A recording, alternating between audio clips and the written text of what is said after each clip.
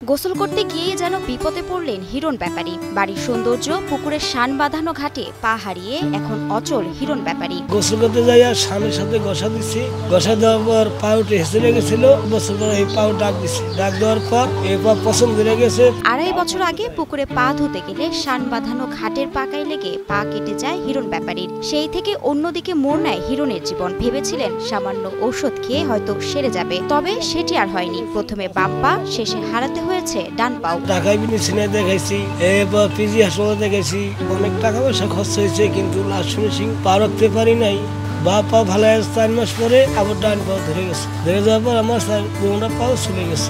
বাড়ির প্রধান হিরণ ব্যাপারীর সারাক্ষণের সঙ্গী ছিল রিক্সা। এই রিক্সার প্যাডেল ঘুরিয়ে চলত তার সংসার। তবে তার শখের রিক্সাটির কিছু অংশ এখন পড়ে আছে অবহেলা আর অযত্নে। কেননা রিক্সা চালানোর মানুষটির প্যাডেল ঘোরানোর জন্য নেই 2 পা।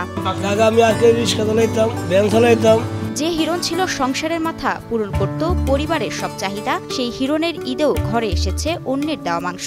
এই যে কুরবানি দিতে গেছে, আমাকে তো কুরবানি দেওয়া তো ঠিক নাই। পরে বেতন চাইছি, এই গোস্ত মোস্ত যা দিচ্ছে বা যা আনছে আমার পরিবার, ওইটা নিয়ে আমার পোলা বাংলা মিট খারাইতেছে। বর্তমানে হিরণের স্ত্রী রিনা বেগম অন্যের বাসায় গৃহপরিচারিকার কাজ করে সংসারে চুলা জ্বালান। বাসা বাড়ি ঘরে কাজ করে খাই, অনেক পথে সাহায্য চাই আনছি, অনার নিত্য কজন কে দেয়। ওষুধের পাহাড়ের উপর যেন চলছে হিরণের নিঃশ্বাস। একটি ভালো জীবনের আশায় ধার দেনা করে 12 লাখ টাকার উপরে খরচ করেও মেলেনি সুরাহা। এবং আমার চিকিৎসায় খরচ হচ্ছে মনে হয় 12 লক্ষ টাকার মতো।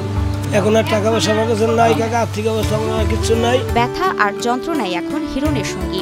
সারাক্ষণ বিছানায় কাতরানো হিরণের এখন আবার অপারেশনের জন্য দরকার 5 লাখ টাকা, যা এই অসহায় পরিবারটির পক্ষে জোগানো কোনোভাবেই সম্ভব নয়। এবং অনেক টাকা পয়সা আমার খরচ হয়ে গেছে গিয়া। এখন আর ডাক্তার দেখানো আমার আর কোনো নাই গিয়া, সমর্থন নাই।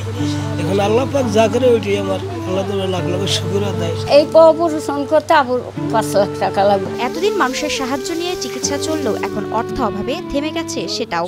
এখন যদি আল্লাহ পাক আমারে যেভাবে রাখছে, যদি আল্লাহ আমার এবার পাই ডান পাও সুখ আছে, ডান পার গাও শুকিয়ে দিয়েছে না, তবে যদি আল্লাহ আমার এই গাওটা শুকিয়ে দিত, আর যদি না শুকিয়ে দিত, আমার প্রশ্ন আমার জীবন শেষ হয়ে যাবে।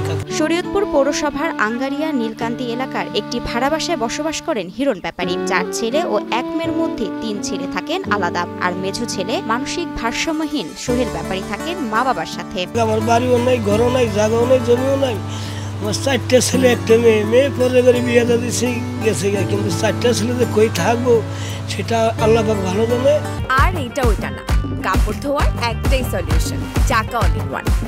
এদিকে হিরণের এমন করুণ দশায় আক্ষেপ করেন তার প্রতিবেশীরাও। শারীরিকভাবে সুস্থ হতে সরকারি সহযোগিতা চেয়েছেন ভুক্তভোগী পরিবার ও এলাকাবাসী। বাংলাদেশ সরকার কিছু আমার জন্য সাহায্য সহযোগিতা একটু থাকার স্থান আমার ছেলেকে করিয়ে দেয়, আমি আল্লাহ তাআলার লাখ লাখ শুকর আদায় করতে পারি। সমাজের বিত্তবান যারা আছে তারা যেন একটু সাহায্য করে, এবং আমাদের সরকারের বিভিন্ন দপ্তর থেকে যদি কোনো সাহায্য সহযোগিতা করা হয়, তাহলে তার জীবনটা একটু সহজ হয়। সবার কাছে একটাই রিকোয়েস্ট থাকবে, যেন সমাজের সবাই ওনার চিকিৎসার স্বার্থে এগিয়ে আসে।